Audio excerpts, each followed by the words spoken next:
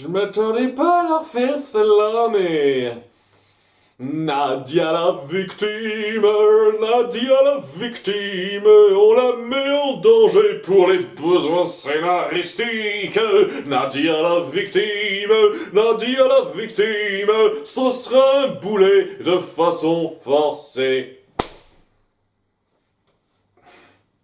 Vous pouvez pas vous empêcher de mettre Nadia en position de faiblesse constamment pour qu'à côté ce soit Jean qui vienne la sauver ou quelqu'un d'autre. Il faut toujours que Nadia soit mise en position de faiblesse. Elle a eu un tout petit moment de gloire rapide à la fin de l'épisode 6 et c'est tout ce qu'elle a eu pour l'instant.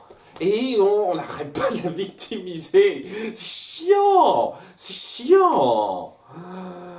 Cet épisode était assez frustrant. Je sais pas, il y a certains patterns qui commencent à se voir un petit peu, qui commencent à faire un peu grossier.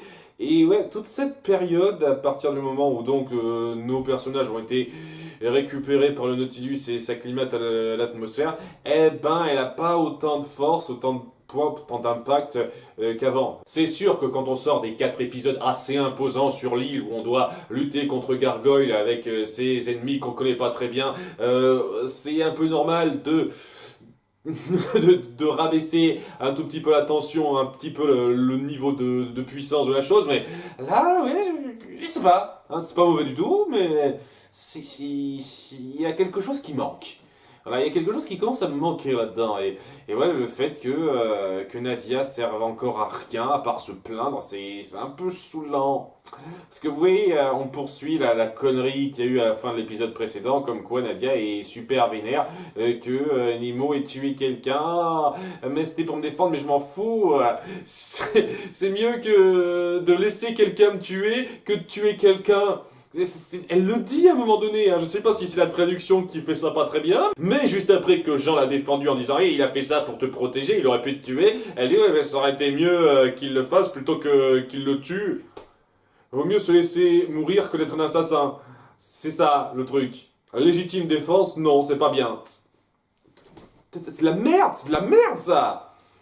Et ça me fait particulièrement soupirer, un petit peu rager, et quand ça vient du camp qui a assassiné des gens dans l'île où ils étaient juste avant, quoi. Vous avez assisté à des meurtres affreux contre une famille qui leur avait rien fait sensiblement du peu qu'on en sait. Ils n'ont pas hésité à tuer leur animal de compagnie, ils n'auraient pas hésité à tuer leur fille si sa mère l'avait pas protégée. Ces gens-là, tu veux qu'on protège leur vie.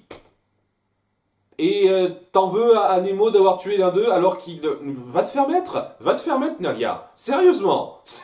Elle m'a jamais autant énervé que là, hein. Sérieusement. Son végétarisme peut être un petit peu irritant par moment quand elle veut s'en plaindre comme ça pour certains, mais c'est pas grave, pour moi c'est pas un problème important, mais là c'est un problème quoi. D'autant plus que ça va être réglé un petit peu à la fin, il va y avoir une espèce de nouveau compromis, genre je m'énerve pour un truc et ça se règle après, ça arrête pas d'être le cas en fait, quoi. Elle s'est plainte à la fin de l'épisode 11 qu'on a tué un animal pour se nourrir, mais avec ce qui s'est passé, elle a un peu zappé ça, elle est passée à autre chose. Maintenant, elle s'est plaint dans la fin de l'épisode précédent qu'on a tué quelqu'un pour les protéger, et elle va plus s'en plaindre parce que on va un petit peu arranger les choses qui vont tomber comme ça. C'est naze, c'est naze ces moments de développement de personnage, quoi. Faites un développement qui s'inscrit vraiment sur la durée et pas par à-coup comme ça de façon ridicule. Genre voilà, je me plains d'un truc, mais c'est pas grave, on va faire la paix après. Ça va être ça. Merci. Merci pour rien. D'autant plus qu'on a un peu forcé la chose. Et vous voyez là, ce qui va être amené, c'est assez grossier, puisque Marie, en observant leur dispute à Jean et Nadia, finira par tomber malade. Vraiment, et c'est assez grave, puisque c'est une forme assez poussée de fièvre tropicale. C'est comme ça qu'il appelle ça, fièvre tropicale.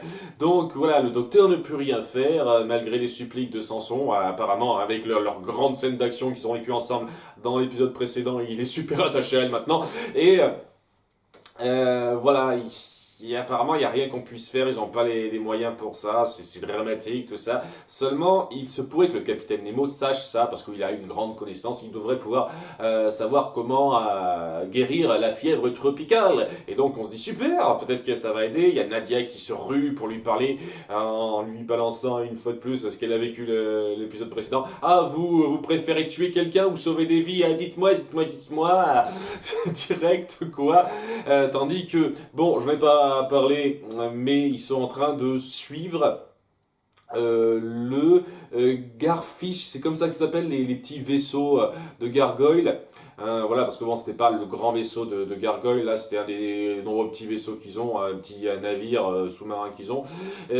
Donc voilà, ils le suivaient d'un peu loin sans se faire repérer, ce qui est pas super logique.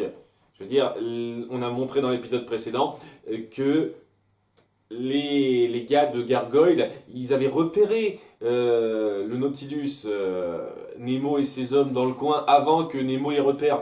Donc ils devraient être sur le qui-vive, ils devraient savoir qu'ils sont pas loin et les avoir à l'œil.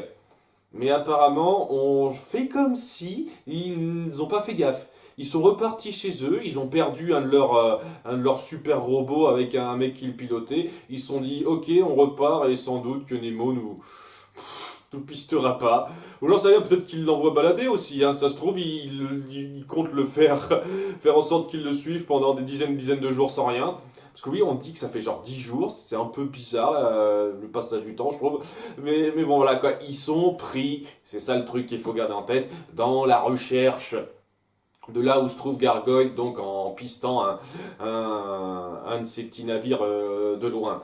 Et donc ils ont tellement les yeux rivés à ça qu'ils pensent pas vraiment à soigner Marie, même si elle va crever dans 2 jours. Et vraiment quoi, la fièvre tropicale, elle va crever dans 2 jours si on la soigne pas, hein, ça c'est dit clairement.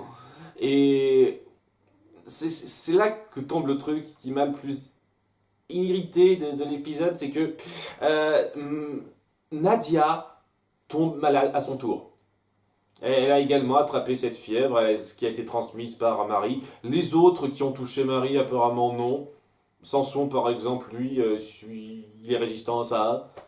Jean, non. Et donc, ouais, ça va être une course pour sauver Nadia. C'est ça qui convaincra Nemo d'arrêter de poursuivre Gargoyle, parce que voilà, ça aurait été fort, sincèrement, ça aurait été fort qu'il le décide, pas pour quelqu'un qui représente quelque chose d'assez impactant pour lui. Nadia, apparemment, c'est quelqu'un d'assez important pour les gens qu'il représente. C'est pas encore super clair ça qu'il représente, mais voilà, maintenant que Nadia est touchée, limite, c'est une évidence pour eux de faire ça.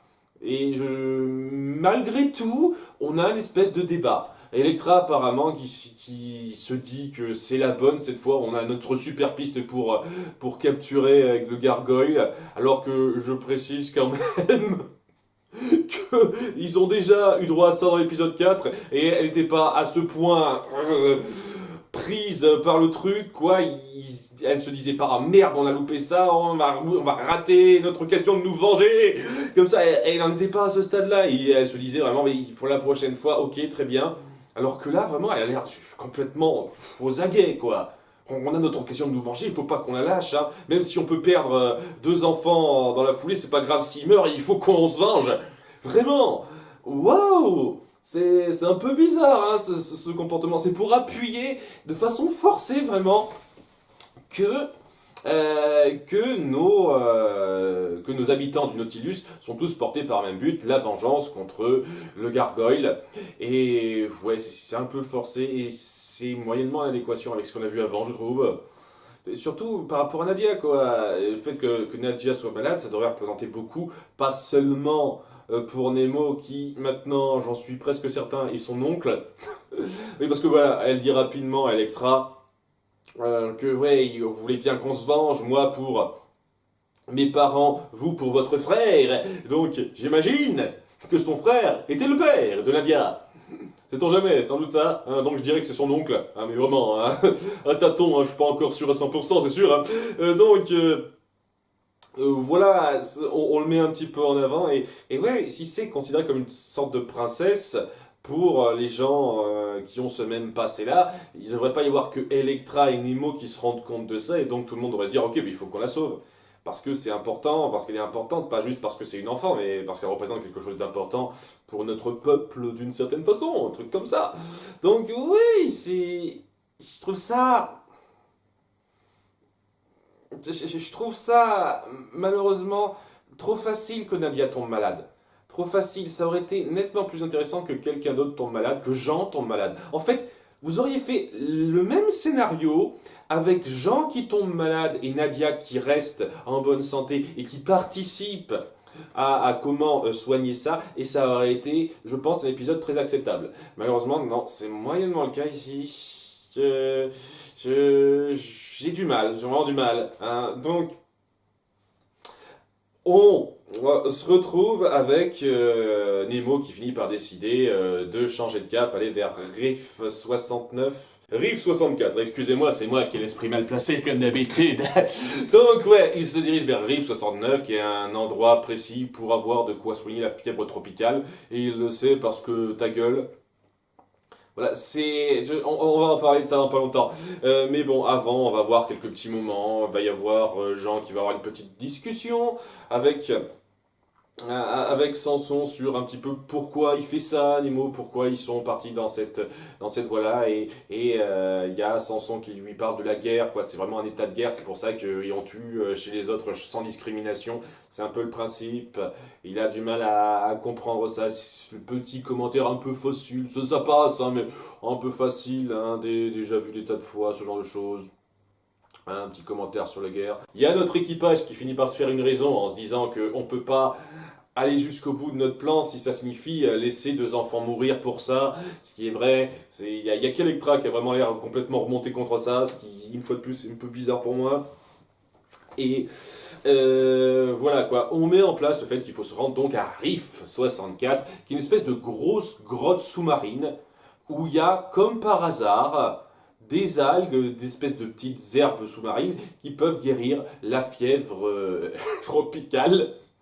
Alors, est-ce que c'est tiré de faits réels, ça? Il existe une espèce d'algues, d'herbes sous-marines qui peuvent soigner certains maux particuliers, certaines maladies spéciales, qui ont des propriétés curatives. Je ne suis pas spécialiste, je pense qu'ils sortent un petit peu ça de leur cul, mais je suis loin d'être spécialiste, donc reprenez-moi si je me trompe, hein. En tout cas, voilà.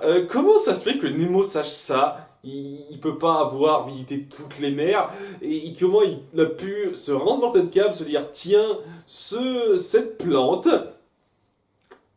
et c'est bizarre, si j'essayais pour voir si elle a des propriétés curatives, comme par hasard, tiens, elle peut guérir la fièvre tropicale. Ça tombe bien, parce que dans un futur éloigné, va y avoir 2 personnes qui auront besoin que je guérisse de la fièvre tropicale.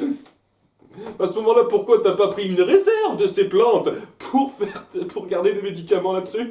Sérieusement, waouh, je trouve ça grossier. Je suis désolé, hein. C'est amené de façon un petit peu grossière pour moi, hein. Donc, voilà, il s'y rend dans ce scaphandre avec Jean, Samson et Hanson et King. Il y a un délire complètement stupide sur Jean et Hanson qui ont fait une combinaison pour King pour qu'il les accompagne. Pourquoi? Ça sert à rien. Ça sert à que dalle. Et en plus, c'est pas comme si King va servir à grand chose, quoi. En fait, il sera plus un boulet qu'autre chose parce qu'il va, par sa présence, amener un petit problème dans la résolution de ce qui va leur arriver. Mais voilà, quoi. C'est complètement condamné. King, c'est quoi ce truc forcé débile? Et ouais, ça me sidère, ça m'énerve d'autant plus que ça aurait pu être exactement la même chose. Au lieu d'avoir Jean qui accompagne Nemo pour aller chercher une plante afin de soigner Nadia, ça aurait pu être Nadia qui accompagnerait Nemo pour trouver une plante pour soigner Jean et Marie, bien sûr, c'est important ça aussi. Voilà, et à ce moment-là, elle aurait découvert, compris en œuvrant un petit peu avec lui, à s'attacher un petit peu à lui, à mieux le connaître et à peut-être un peu mieux comprendre son point de vue, à voir qu'il est plus un peu plus gris, moins direct, méchant, comme elle le perçoit comme ça, plutôt que de lui dire à la toute fin quand elle sera guérie. Parce que voilà, c'est un problème d'un épisode. C'est juste un petit délire, problème d'un épisode, ça. Aussi, hein, on fait pas durer ça très longtemps. Donc voilà, ils se rendent dans cette petite grotte sous-marine et ils prennent rapidement les plantes, mais comme tout ne peut pas se passer comme il faut très bien, très bien, il faut qu'il y ait une espèce de monstre marin à la con qui les attaque. Ça me fait assez marrer. Alors, corrigez-moi si je me trompe, hein, je suis sûr que c'est une grosse création de la série et que ça n'existe pas, ce truc sous-marin. Même si je reconnais, c'est vrai que la vie animale sous les mers est assez spéciale, c'est vrai. Hein, on peut tomber sur des trucs très très particuliers, c'est pas faux.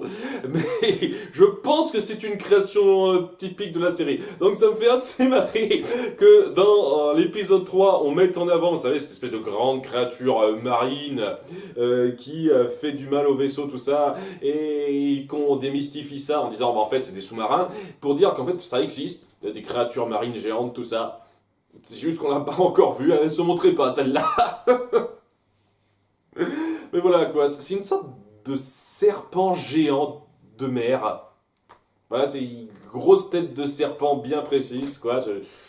Je sais pas, ça me surprendrait que ça existe en vrai, ça. Mais bon, voilà, c'est le petit obstacle à la con qu'on rajoute comme ça pour créer du suspense. Et c'est facile, ça sort de nulle part, c'est histoire de dire. Quand on compare ça, je sais pas, à l'épisode 10, où c'était pas du tout sorti de nulle part, c'était mis en place, toutes ces mines dont il fallait se sortir, c'est d'une écriture assez grossière. C'est comme par hasard, il existe un monstre marin qui était dans le coin. Voilà. Donc voilà, un peu de tension, un peu de suspense en plus pour le fun. pour la bonne mesure. Donc va y avoir Jean qui s'immiscera dans une petite alcôve qui est pile à sa taille, ce qu'aurait pu très bien faire Nadia à sa place une fois de plus, pour distraire la bête afin qu'on puisse tous se barrer. Il y aura quelques petites complications à cause de King. Heureusement qu'il était là ce qu'on l'a une fois de plus.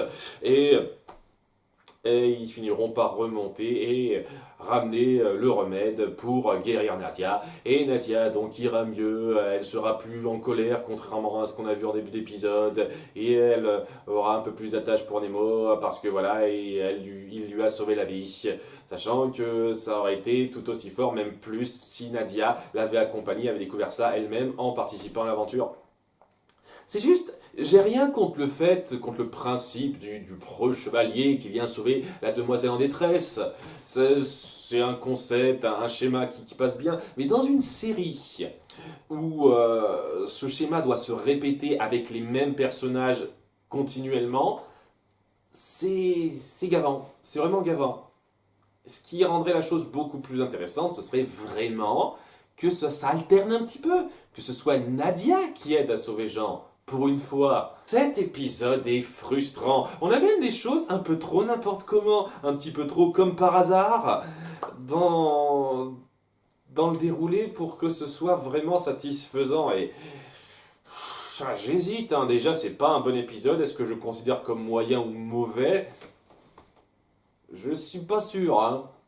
Honnêtement, j'apprécie quelques interactions de nos personnages qui restent sympathiques. C'est bien appuyé que maintenant la team grandit, c'est vraiment totalement attaché aux enfants.